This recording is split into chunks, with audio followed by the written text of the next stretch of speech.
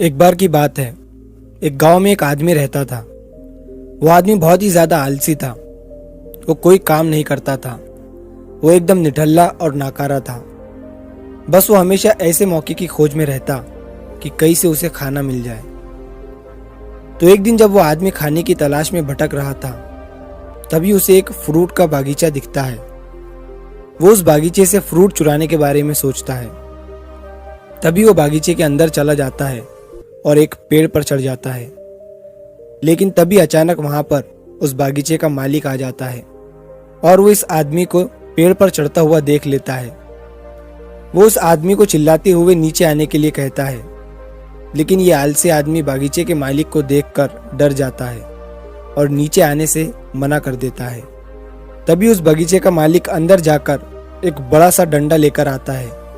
ये देखकर वो आलसी आदमी तुरंत पेड़ से नीचे उतरता है और मालिक के उस तक पहुंचने से पहले ही वो जंगल की तरफ भागने लगता है और जंगल में जाकर छुप जाता है।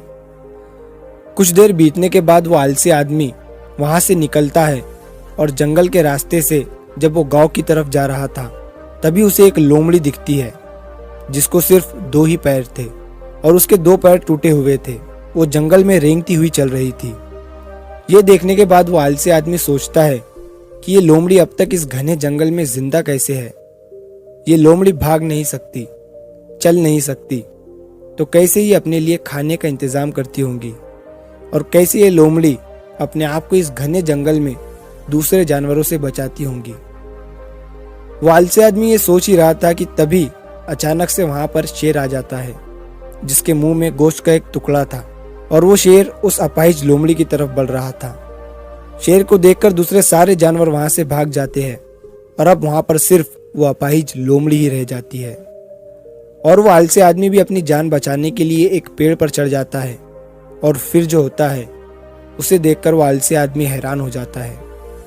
वो शेर उस गोश्त के टुकड़े को उस लोमड़ी के सामने छोड़ देता है और वहां से चला जाता है और अब वो लोमड़ी उस गोश्त के टुकड़े को खाने लग जाती है।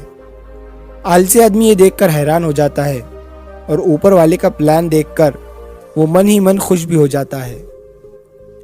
और तभी वो सोचता है कि ईश्वर के पास सबके लिए कोई ना कोई प्लान होता ही है और अगर ईश्वर के पास इस लोमड़ी के लिए प्लान है तो जरूर मेरे लिए भी उसके पास कोई ना कोई प्लान जरूर होगा। और तभी वो आलसी आदमी रोड के साइड में एक बड़ा सा पेड़ देखकर उसके नीचे बैठ जाता है, ये सोचकर कि मेरे लिए भी कोई ना कोई खाना लेकर जरूर आएगा। वो आदमी 2 दिन तक उस जगह पर बैठकर इंतजार करता है, लेकिन कोई भी उसके लिए खाना लेकर नहीं आता। आखिरकार जब उसे भूख बर्दाश्त नहीं होती है तो वो खुद ही खाने की तलाश में निकल पड़ता है। वो रास्ते से जा ही रहा था कि तभी उसे रास्ते में एक बुजुर्ग आदमी मिलता है। वो आलसी आदमी उनसे कहता है कि मुझे भूख लगी है, आपके पास कुछ खाने के लिए होगा तो मुझे दे दो। तभी वो बुजुर्ग आदमी उसे कुछ खाना और पानी दे देता है। खाना खाने के बाद वो आलसी आदमी उन बुजुर्ग आदमी से कहता है कि मैंने 2 दिन पहले जो देखा आप उस पर विश्वास नहीं करेंगे। मैंने जंगल में एक अपाहिज लोमड़ी को देखा जिसे शेर खुद गोश्त लाकर दे रहा था खाने के लिए। मैंने सोचा कि ईश्वर के पास मेरे लिए भी कोई ना कोई प्लान जरूर होगा, लेकिन ईश्वर ने उस लोमड़ी पर अपनी दया दिखाई और मुझ पर नहीं। मेरे लिए कोई भी खाना लेकर नहीं आया और आखिरकार मुझे ही खुद खाने की तलाश में निकलना पड़ा। उस आलसी आदमी ने बुजुर्ग आदमी से पूछा कि मेरे साथ ईश्वर ने ऐसा क्यों किया।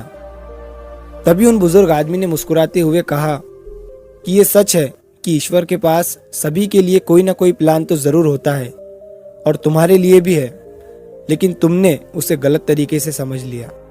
वो तुम्हें लोमड़ी नहीं बल्कि वो तुम्हें उस शेर की तरह बनाना चाहता था। दोस्तों, इस कहानी से हमें ये सीख मिलती है कि अगर हम हमारी लाइफ को ध्यान से देखें तो हमें ये पता चलेगा कि जिंदगी सबक से भरी पड़ी है और हर एक मोमेंट का एक डीप मीनिंग होता है।